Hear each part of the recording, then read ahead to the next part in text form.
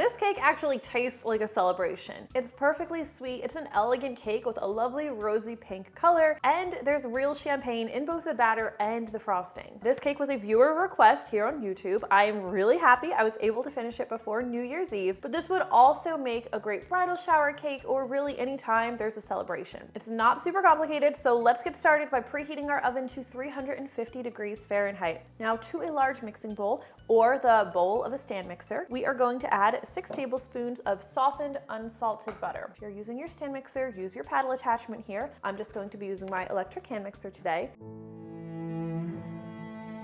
We're going to cream the butter until it is smooth and creamy.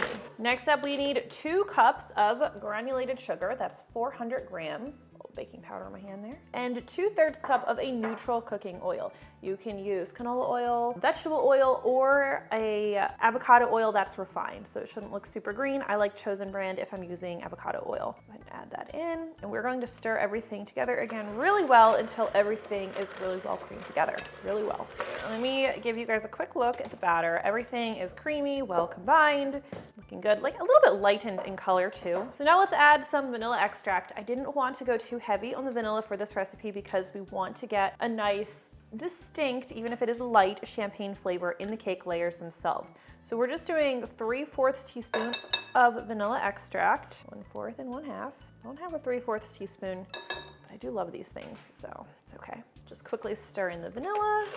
Now I'm just going to slide this out of the way. We'll grab a separate bowl for our dry ingredients. This cake does dirty a few dishes, but in the grand scheme of things, I think it's totally worth it for the results. We're gonna need another bowl after this one. So next you need 2 3/4 cup or 345 grams of all-purpose flour, a tablespoon of baking powder. There is no baking soda in this recipe, that's intentional. We are using a little bit of buttermilk. Sometimes people think you have to use baking soda when you do. You do not for this recipe, trust me. And we are also going to add a we're also going to add a teaspoon of table salt, just a teaspoon. Tablespoon would definitely be too much. Let's go ahead and whisk everything together, get those ingredients nicely combined, get the baking powder nicely distributed. So this recipe is based on my white cake recipe. And something that works really well with that recipe to get us a nice texture is the technique. The technique that we're going to use is we are going to alternate adding our buttermilk and our champagne with our dry ingredients. It's just going to help the ingredients, the flour, get absorbed properly, and it's going to give us a nice texture before we get to the egg whites. So we always start with some flour. I'm going to aim to add the flour in like 5 parts. So this is like 1/5 of the flour because I like to start and end with the flour. So I'm going to go ahead and stir in the flour until it's just combined. And then I'm going to start adding my buttermilk. So I have 1/2 cup of buttermilk here. And we are also going to be adding a 1/2 cup of champagne. So we're going to start by adding half the buttermilk, a bit more flour. I feel like sometimes I overcomplicate things, but basically we're just alternating adding the flour and our liquid ingredients. Stirring until just combined after each addition. I did try this recipe using all champagne and no buttermilk, and unfortunately it was a little bit too dense and the flavor wasn't what I hoped it would be. We actually ended up getting a better overall flavor when we used both buttermilk and champagne. Buttermilk adds like a nice depth. The pink champagne is going to add like a light fruity flavor. Okay, time to open this. I'm terrified. Nikki, I need you to do this. Where do you want me to stand so I don't get... All right. No! Pop! Oh, very easy. Go ahead and pour that. You're going to need a 1/2 cup of this. Always get level with your measuring cup. Just a smidge more. There we go. So I had 1/2 our champagne.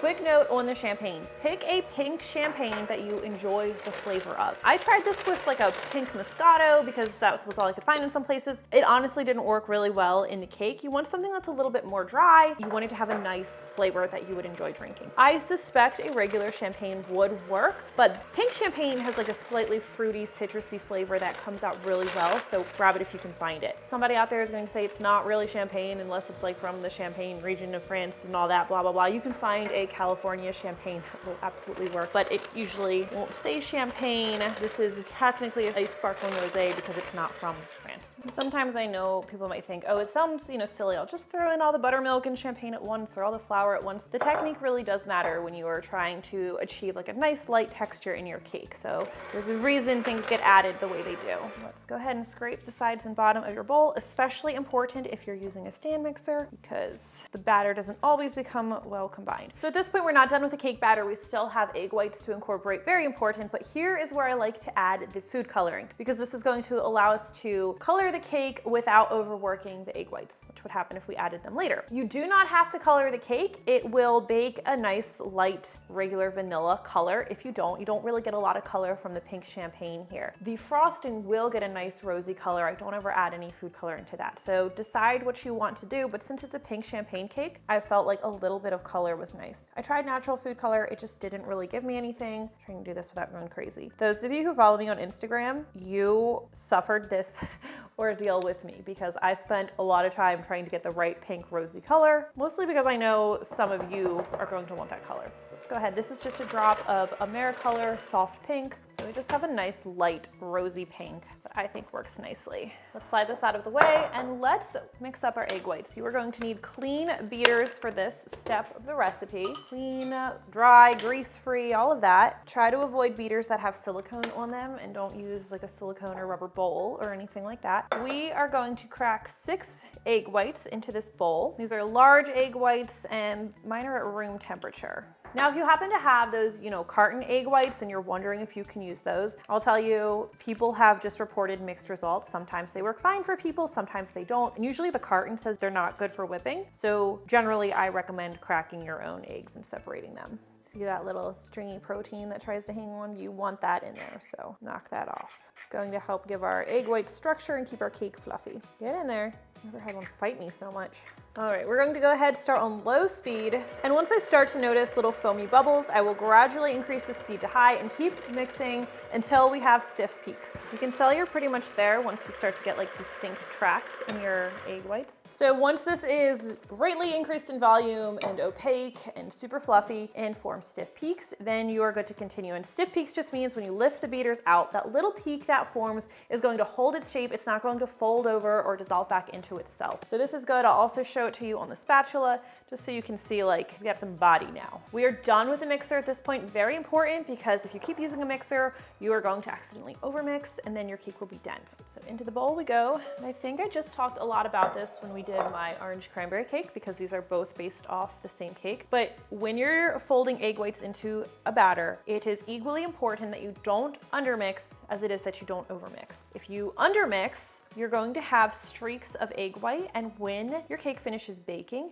it's going to sink wherever those egg white streaks are. If you overmix, you're going to deflate your egg whites completely and overwork the batter, and you're going to end up with a cake that's more rubbery, dense, chewy, just kind of sad all over. So it's just a balance, and if it's something you struggle with, my advice would be to just keep making cakes, because that's how you're going to get better. Especially when it comes to meringue, there's just like a knack that you kind of get for it. Not that we never make mistakes. Again, on Instagram, I shared with a lot of you a fail cake that just happened because of a little undermixing. I'm just using the spatula in a gentle folding motion. All right, this is looking beautiful, so let's talk about our cake pans.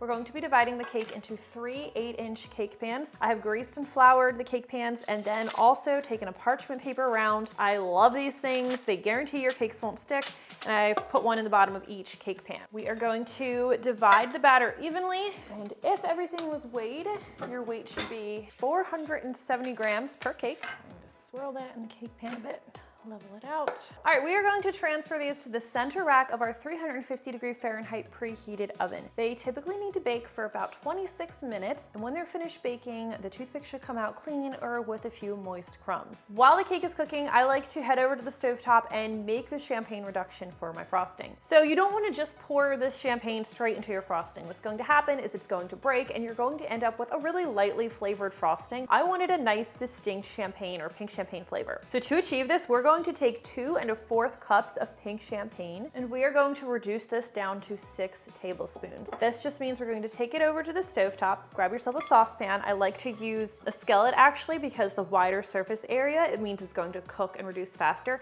We're going to cook this over medium heat, let it simmer, let it bubble until enough water cooks out that you only have 6 tablespoons left. If you don't have an easy way to measure 6 tablespoons in a measuring cup, it's just a smidge over 1/3 cup. I just keep my heat on medium the whole time, and I keep an eye on it. Now for the cakes, we're going to let them cool in their baking pan for about 10 minutes. Then we'll run a knife around the edge and carefully invert them onto a cooling rack to cool completely before we decorate them. Let's go ahead and stack these and let these cool completely. The cakes will need to cool completely, and the champagne does as well. The easiest way to tell if your champagne has reduced enough is just to pour it into the measuring cup. If you still need to go further, put it back in the saucepan, keep cooking it. If you go a little below a third cup, you're going to be fine because you're still going to have a nice concentrated champagne flavor. Sometimes I go a little bit further than I want. That's okay, don't panic. You don't need to reduce anymore. I poured this into a heat-proof bowl. I'm going to let it cool. I thought the base of this was a little wider than the measuring cup. I don't know if that's actually accurate, but that's why I moved it, just to help it cool down a little faster. I'm going to pop this in the fridge,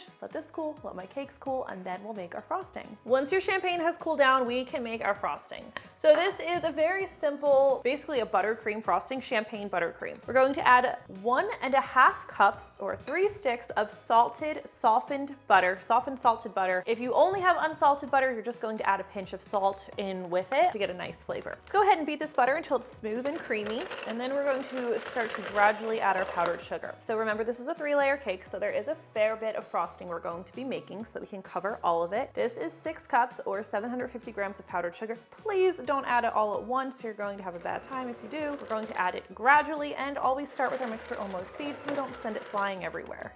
Last bit. All right, once we have all the powdered sugar absorbed, we're going to add a little bit of our vanilla extract. The frosting's not completely smooth and creamy yet, that's fine. Once again, I didn't want to overpower things with vanilla. We are only adding 1/4 teaspoon. And I'm also going to start adding our champagne reduction here. You don't want to add everything at once just in case it ends up breaking the frosting, so I'm just going to add a splash at a time. Probably add this in like 2 or 3 parts. Last bit. And you can see it's starting to turn a nice light rosy color just from the champagne. Okay, now I'm just going to scrape the bowl, make sure everything's nicely incorporated. If you've mixed it really well and your frosting feels a little too stiff at this point, like maybe if you reduced your champagne more than you meant to, it's okay to add a small splash of milk or cream to get it to a slightly thinner, more spreadable consistency. But your first course of action should always just be trying to mix it a little bit more. This looks pretty darn good. Let's decorate our cake. Piping bag is optional, but it does make my life easier. Now, if needed, you can also level your cakes. Bench scraper is a great kitchen tool to keep on hand for your frosting. Remember, with your piping bag, always make sure you twist it above the frosting. Do a nice even layer, layer number 3. Now, I always like to do a thin crumb coat, toss the cake in the freezer for 15 minutes, and then pull it out and finish icing it. This just helps catch any crumbs and give you a nice, smooth exterior frosting. And if I have any leftover frosting, which I don't always, I like to add a couple of decorative swirls on top of part of the cake. I'm just using my Avocado 844 tip here. And then I like to top everything off with a couple of sprinkles, pretty pink sprinkles. This is just a blend. I can link to all the sprinkles I used here, but I just mixed them myself. All right, let's go ahead and take a look at that crumb. And that is how you make this super soft, lovely flavored pink champagne cake. Thank you so much for those of you who make recipe requests. I really hope you enjoy this one, and I can't wait to hear what you think. Let's take a bite of this guy. Best part of the day. Like it's lovely. It's a lovely cake. It's like a sophisticated cake. It's a really good cake. I'd rather you break a ceiling than a camera, I think. What if I lose a hand? People are gonna think you're an idiot. People are gonna think I'm an idiot. Well, the important thing is I have all my fingers. That was stressful. It's sweet, elegant. Oh, I thought you were shaking your head like, nope. Butter. Oh no, so cringy.